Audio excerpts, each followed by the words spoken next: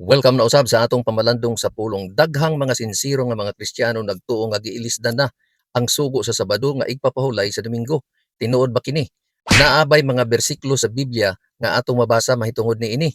Ang tinuod kay wala gayud tay mabasa nga ang Dios o mga apostolis nag-usab niini.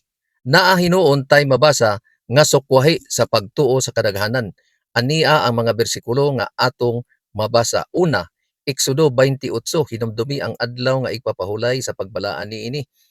Ang Biblia nagsugo sa ikapito nga adlaw nga mao ang balaanon.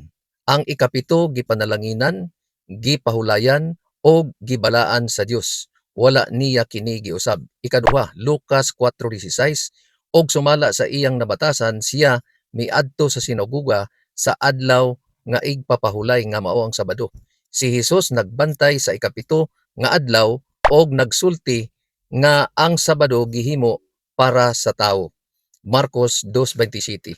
Ikatulo, buhat 16:13, og sa adlaw nga ikapito kami nigawas sa syudad didto sa daplin sa suba kung asa maghimo og pag-ampo. Ang mga apostolis nagbantay sa ikapitong adlaw. Sila nagpadayon sa pagbantay sa adlaw nga igpapahulay bisan human sa iyang pagkabanhaw. Ikaupat, Mateo 5:18, hantod naa pa ang langit ug ang yuta, walay bisan usa ka tuplok o bisan usa ka kudlit nga mawala hantod kining tanan matuman.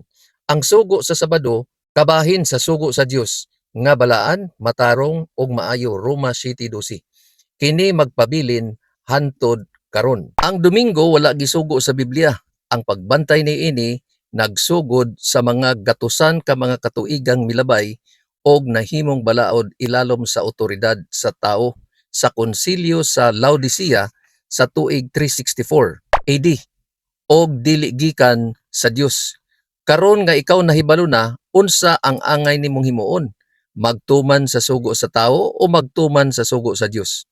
Unsa ang ingon ni Pedro og mga apostolis?